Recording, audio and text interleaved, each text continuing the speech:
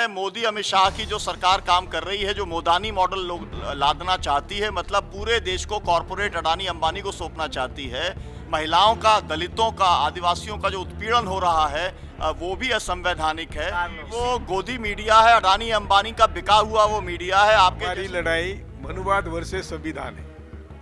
मनुवाद शोषण चाहता है, संविधान शोषण मुक्त समाज निर्मित चाहता है। हम लोग इस सरकार को उखाड़ फेंकेंगे, उसके लिए आज हमने नया शुरुआत किए हैं। दिल्ली के कॉन्स्टिट्यूशन क्लब में आज 29 अगस्त है। संविधान बचाओ देश बचाओ को लेकर एक बड़ा आयोजन हुआ और देश भर के इंटेलेक्चुअल, सामाजिक कार्यकर्ता, राजनीतिक कार्यकर्ता तमाम लोग जमा हुए हैं। क्या रणनीति हुई है आगे, किसान आंदोलन की बात हुई है, कॉन्स्टिट्यूशन को किससे खतरा है, इन्हीं सब मुद्दों को लेकर बातचीत हुई है। कोलसे पाटिल हैं, श्रीवास्तव जी हैं और किसान आंदोलन से जुड़े लोग हैं, श्याम रजक जी हैं, वो तो सामाजिक राजनीतिक तमाम लोग आए हैं। सर, क्या बातचीत हुई आज और क्या रणनीति बनी है? आज संविधान बचाओ देश बचाओ सम्मेलन हुआ। 15 राज्यों के 150 साथी यहाँ पर पूरे दिन भर मिलकर के न्यूनतम साझा कार्यक्रम एक तैयार किया है। इस जो तैयार हुआ है इसको सभी राजनीतिक दल जो विपक्ष में राजनीति करते हैं उनको भेजा जाएगा।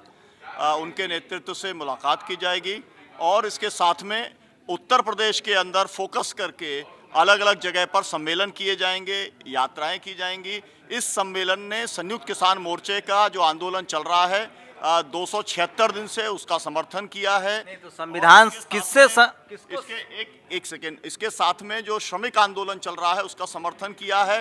करनाल के अंदर कल जो लाठीचार्ज हुआ है उसकी इसमें निंदा की गई है और भारत बंद का समर्थन करने का जो ऐलान है वो इस सम्मेलन की ओर से हुआ है। तो किससे संविधान को खतरा लग रहा है आपको?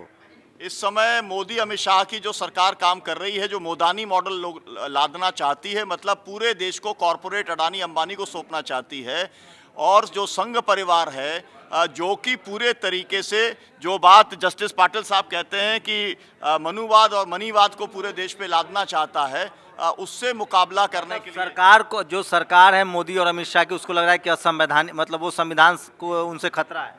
एक उनका निर्णय असंवैधानिक निर्णय है। ये जो पूरे किसानों के कानून बनाए वो भी असंवैधानिक हैं। जो कानून उन्होंने श्रमिकों की 4 लेबर कोड बनाए वो भी असंवैधानिक हैं। जो 1 करोड़ आदिवासियों को खदेड़ना चाहते हैं वो जंगलों से, वो भी असंवैधानिक है।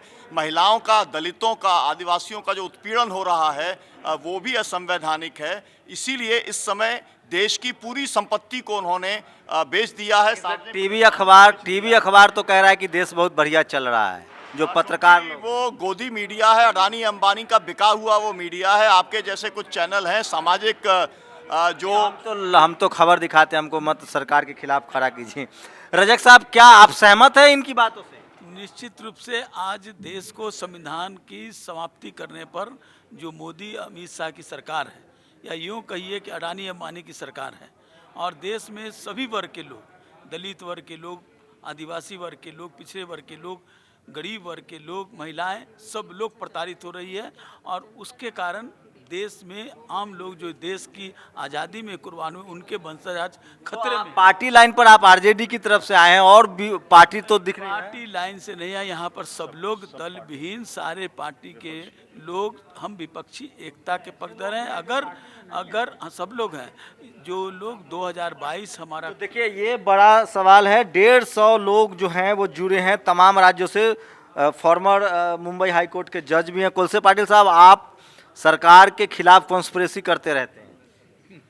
नहीं, हमारी लड़ाई मनुवाद वर्सेस संविधान है। मनुवाद शोषण चाहता है, संविधान शोषण मुक्त समाज निर्मित चाहता है। तो अमित शाह, मोदी जी भी चुन के आए हैं सर, जनता ने वोट किया है। तो इसका मतलब ऐसा नहीं है कि सब देश बेचने की उनको परमिशन दी है, वो चुन के आए। मतलब निजीकरण के खिलाफ ये आप लोग ने एक बैठक नहीं, वैसी तो बात ऐसी है कि ये सब लोग मानेंगे नहीं, लेकिन नई अर्थनीति ही संविधान के खिलाफ। 90 से जो हो रहा है वो संविधान के खिलाफ। श्रीवास्तव जी, क्या आप तो हमेशा विपक्ष के चेहरे के तौर पर देखे जाते हैं, आप हमेशा एकजुट करते रहते हैं। लब्बो लुआब क्या है, क्या आगे की रणनीति है आप लोग की? रणनीति बताइए, क्या कर लेंगे सरकार का? यूपी चुनाव को मद्देनजर आप लोग बैठे हैं यहाँ। हम लोग इस सरकार को उखाड़ फेंकेंगे, उसके लिए आज हमने आज नया शुरुआत किए हैं। उत्तर प्रदेश तुरंत होने वाला है, अब उत्तर प्रदेश हम लोग जाने वाले हैं।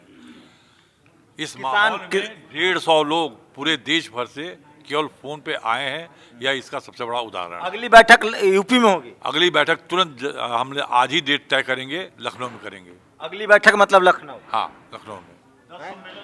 अभी जो है 10 जिलों में सम्मेलन तय किए गए हैं। संविधान बचाओ देश बचाओ सम्मेलन होगा, बैठकें होंगी, यात्राएं होंगी और पूरे देश के अंदर एक कन्याकुमारी से 2 अक्टूबर को यात्रा शुरू हो रही है, किसान स्वराज यात्रा। राजेंद्र सिंह जी उसकी तरफ से आए थे, उसका भी समर्थन किया है। तो पूरे देश के अंदर उस यात्रा के माध्यम से किसानों के, मजदूरों के, आदिवासी दलितों के, नागरिक का अधिकारों के मुद्दे जो है हम लेके जाएंगे। और मैं ये जरूर चाहूँगा, हमारे साथ में नीरज जैन जी हैं जिन्होंने कहा है कि जो अल्टरनेटिव बजट है वो कैसे आएगा, पैसा कहाँ से आएगा। न्यूनतम कार्यक्रम को लागू करने के लिए हम जो चाहते हैं कि शिक्षा में ये हो, स्वास्थ्य के अंदर ये हो, किसानों के लिए, उसके लिए पैसा कहाँ आएगा, तो उन्होंने वो भी उसकी योजना बनाई है। मैं चाहूंगा कि वो अपनी बात रखें। नीरज जैन साहब कहाँ है? नीरज? तो नीरज जी, सरकार तो पैसा उगा रही है, ट्रांसपोर्ट, रोड, हाईवे सब प्राइवेट दे रही है, लीज पर दे रही है, बाद में फिर 40 साल बाद आपका हो जाएगा।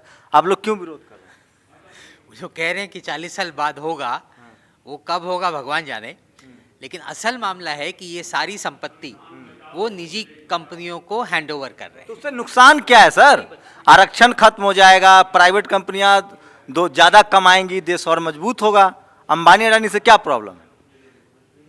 अब यदि आपको लगता है कि अंबानी अडानी से कोई प्रॉब्लम नहीं है, तो फिर आपको ये सवाल पूछना चाहिए कि पिछले 2 सालों में इस देश के अरबपतियों की संपत्ति कई लाख करोड़ रुपए से बढ़ी है और दूसरी तरफ करोड़ों लोग बेरोजगार हुए हैं, करोड़ों लोग गरीबी रेखा के नीचे गए हैं। ये जो विरोधाभास है, ये क्यों है? क्योंकि इस देश की सारी संपत्ति मुट्ठी भर अरबपतियों के हाथों में सौंपी जा रही है। हमारा ये कहना है, जो भी प्राइवेटाइजेशन इस देश में हो रहा है, उसमें असल में देश की संपत्ति 1/10 या 1/20 कीमत पर इन बड़े बड़े औद्योगिक घरानों को दी जा रही है।